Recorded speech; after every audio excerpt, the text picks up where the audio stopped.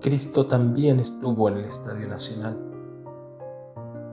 Más allá de la retórica, muchos llegamos a sentir esa presencia, especialmente quienes reconocíamos que nuestro compromiso político, que motivaba el encierro, tenía una inspiración cristiana. Desde esa perspectiva, yo entendía mi situación y me tranquilizaba. Aunque sin mayor protagonismo, a los 17 años había participado en la fundación de la Izquierda Cristiana. En el primer momento fui el más joven de ese joven partido y pertenecía al grupo de dirigentes de los estudiantes secundarios. Participaba con entusiasmo de una convicción que nuestros líderes habían sintetizado convincentemente. El cristianismo es la profecía de la igualdad y el socialismo la oportunidad histórica de realizarla. Estábamos en la historia, así, con mayúscula, en medio de un proceso ineludible. Nuestro socialismo no existía en parte alguna, tampoco lo pudimos construir con el presidente Allende, pero siguió siendo una utopía dentro y fuera de los campos de prisioneros. En medio del absurdo que vivíamos en el estadio, nuestro cristianismo le daba sentido a la prisión y al sufrimiento. Cristo nos acompañaba y lo veíamos padeciendo la historia. Los pasajes evangélicos que alimentaban nuestro imaginario nos permitían encontrar paralelos con la experiencia que estábamos viviendo y comparar pretenciosamente los pesares del pueblo chileno con el sufrimiento de Cristo. En la pista de cenizas, cuando en procesión se regresaba de la tortura, siempre hubo alguien, un cireneo, que ayudó al que estaba a punto de caer. Así como la negación de los amigos se repitió entre nosotros muchas más de 3 veces. Los soldados no nos dieron una esponja con vinagre para calmar la sed, pero sí nos dieron pollo podrido y se rieron de nuestra hambre. Con escarnio se burlaron de nuestras creencias. Nadie nos bajaba de una cruz, pero las escenas de piedad eran auténticas, como los compañeros recibían en la escotilla al recién torturado. Y supimos del sacrificio y la traición. Tampoco faltó el soldado arrepentido, ni quienes sintieron que el Padre los había abandonado. El Espíritu de Cristo estaba en el estadio y había un misterioso sentimiento de consecuencia en aquello. En la cultura cristiana, desde la cual hacíamos política, nuestros modelos a seguir estaban principalmente en el martirologio. Cristo, Camilo Torres, Néstor Paz, Ernesto Che Guevara. El martirio, al menos teóricamente, era un destino probable de quien se comprometía con la revolución. En el estadio esa conciencia nos podía disminuir el miedo o aumentarlo. La muerte estaba demasiado cerca, más de lo que llegamos a imaginarnos. Ya no era una posibilidad teórica. La vida nos mostraba que teníamos más vocación de mártires que de héroes, y no era para sentirse orgullosos. En un primer momento, vivíamos la derrota sin aceptar la derrota. No sabíamos de todas las muertes y no queríamos saber que entre ellas estaba la revolución. En esos días, las enseñanzas partidarias me ayudaron a vivir, sin heroísmo, pero dignamente. Tenía esa fe que no era precisamente religiosa, que me proporcionaba una resignación distinta a la que nos predicaba el capellán del estadio desde la tribuna oficial. En efecto, en el estadio había un servicio religioso a cargo de un capellán católico de origen polaco. En sus prédicas indignantes justificaba con entusiasmo el golpe y nuestra situación. Lo hacía con un tono enfiestado y un sentido del humor impertinente, soltando bromas que solo podían gustar a los militares, que en definitiva eran sus feligreses favoritos. El sacerdote, escoltado por soldados, hacía giras orillando la alambrada o visitando algunos camarines. Muchos se le acercaban para hacer encargos y pedir informaciones familiares. Él mostraba buena disposición para recibir confesiones, pero despertaba lógicas suspicacias por su evidente compromiso con la Junta. En ese contexto, no era clara la diferencia entre la pregunta vinculada a la confesión y el interrogatorio sutil de un cómplice de los militares, que imponía penitencias por el pecado de haber colaborado con los marxistas en contra de la patria. Así como había complicidad, también la posición defensora de los derechos humanos comenzaba a expresarse con fuerza al más alto nivel. En los primeros días del estadio, antes de que yo fuera detenido, el cardenal Raúl Silva Enríquez ya había estado de visita. En esa oportunidad, cuenta Luis Alberto Corvalán, la mayor parte de los detenidos, y por cierto, todos aquellos que tuvieron huellas del maltrato, ese día debimos permanecer encerrados en los camarines y con orden expresa de no conversar ni hacer ruido, so pena de castigo. El cardenal no tenía el camino allanado para bendecir a los prisioneros y enterarse de las condiciones en que estaban.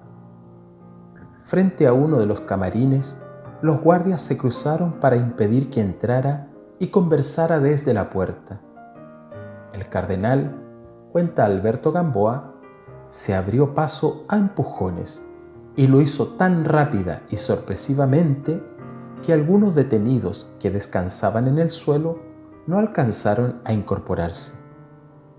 Uno de ellos, agrega, era su colega periodista Oscar Wise, quien, además de ser lisiado, estaba prácticamente ciego sin sus anteojos. En la tercera comisaría me los botaron, contó al cardenal, y los pisotearon. Se hicieron añicos. Le reclamé al mayor, que era el jefe máximo, y éste me contestó: ¿para qué estás pataleando tanto si no los vas a necesitar? Al otro día, cuenta Gamboa, gracias a la intervención del cardenal, Wise recibió sus anteojos. No estuve con el cardenal. Llegué más tarde y sí vi al cura de los militares hacer lo suyo. Tomando algunos de los cigarrillos, chocolates y galletas que enviaban los parientes, el capellán pasaba ante la alambrada y mostraba su carga como un cebo. Cuando los presos nos agrupábamos ansiosos, lanzaba las cosas al montón para que los menesterosos la disputáramos incluso con violencia. Y le resultaba. La necesidad tenía cara de hereje. Afortunadamente, hubo quienes nos recordaron con su actitud que la miseria había que convertirla en dignidad. Es el caso de un compañero que logró coger al voleo una de las cajetillas. Cuando la tuvo asegurada, le habló al pastor desde las graderías y se la devolvió diciéndole que no éramos perros. Su actitud fue seguida de un breve desconcierto. En segundos se pasó del enojo por haber perdido la limosna a la vergüenza, y de ahí a las felicitaciones y los aplausos. En la misma acción, al atrevido se le protegió en el anonimato para evitar represalias. Lo mismo que vimos frente a la alambrada, el capellán lo hacía desde la puerta de algún camarín. Tiraba los cigarrillos al interior, armando una batahola entre los presos, que se abalanzaban sobre los regalos como niños lanzándose a los dulces de una piñata. Era degradante. Como esto se repetía, recuerda Gamboa, dos periodistas le presentaron su molestia. No queremos más cigarrillos, padre. Entiéndalo bien. Queremos que las cajetillas que nos envían lleguen sin abrir. Nosotros las repartiremos equitativamente. Si mañana vuelve a tirar cigarros a la chuña, lo vamos a echar a empujones, por muy padre que sea. El cura no volvió a los camarines ni a acercarse a la malla de alambre, pero anunció que era obligatorio subir a escuchar su misa dominical que oficiaría en la tribuna bajo la marquesina. Sin embargo, tuvimos buenas razones para desobedecer esa orden. Entre los presos también había curas que nunca dejaron de cumplir con su ministerio. Entre ellos había un grupo de 6 curas belgas acusados de ser activistas. 5 de ellos eran curas obreros que trabajaban en parroquias de poblaciones pobres. El 6º se les unió cuando intentaban liberarlos. En efecto, cuenta Gamboa, el obispo belga de la congregación acudió a la comisaría para obtener la libertad de sus pastores. Escucharon su reclamo con mucha seriedad, incluso lo anotaron en un libro y acto seguido detuvieron al obispo y lo mandaron al estadio. Ellos, medio en francés y medio en castellano, cantaron su misa entre rejas. Uno de esos domingos me quedé en el camarín. Feliz intuición, porque ahí, en el camarín 7, como en una catacumba, un cura prisionero celebró una misa que nunca olvidaré. Se trataba de un sacerdote joven, el padre Enrique Moreno Laval, que nos invitaba a reunirnos en torno a la palabra de Cristo. El religioso y periodista vivía en la población Joao Goulart de la Granja. Estaba con nosotros porque lo habían apresado durante una operación de asilo, cuando ayudaba a entrar a una embajada a un perseguido. Antes de llegar al estadio, lo habían tenido 3 días incomunicado en Peldehue. La misa fue celebrada en medio de la precariedad, pero todo era de una hermosura profunda. La prédica fue en un lenguaje que reconocía cercano. En ella no había resignación, sino espada. Nos llamó a la unidad, nos dio fuerzas en el desamparo porque no estábamos solos. No faltó el recuerdo de Ernesto ni de Camilo. Lo que nos pasara tendría sentido si nos manteníamos íntegros. Dios estaba con nosotros y si moríamos nos encontraríamos con Él en la eternidad. Con Cristo, su Hijo, nos encontraríamos ahí mismo en el camarín 7 durante este recuerdo de su sacrificio en cuerpo y sangre. Era la misa auténtica y rezamos un Padre Nuestro. Una frazada que era el manto de los pobres Cristos del velódromo era un adecuado mantel para un altar mayor que era simplemente el piso de baldosas. El cáliz podía ser el pocillo con que esperábamos los porotos o el tazón plástico para el café de higo. Cada uno de nosotros teníamos derecho a un pan diario y algunos compañeros lo donaron para la Eucaristía. El sacrificio era verdadero. Sobre la frazada se partió el pan y lentamente se fueron repartiendo los pedacitos. Algunos compañeros se hincaron. La solemnidad inundó el sencillo camarín. La atmósfera se hizo sobrecogedora. Algunos nunca habían estado en una misa y tomaron con torpe emoción el pan y se lo echaron a la boca. Y lo tuvieron ahí sin saber si masticarlo o no, si comérselo o no.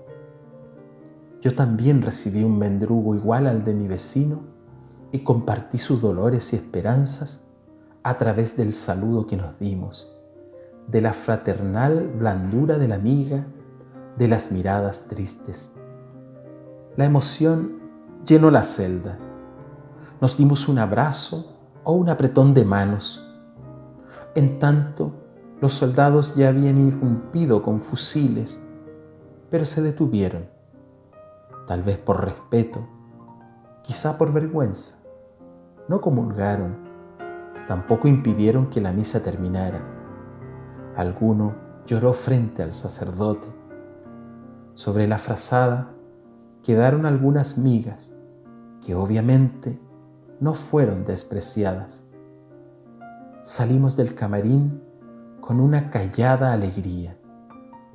Después caí en cuenta de que en esa ceremonia había hecho mi primera comunión.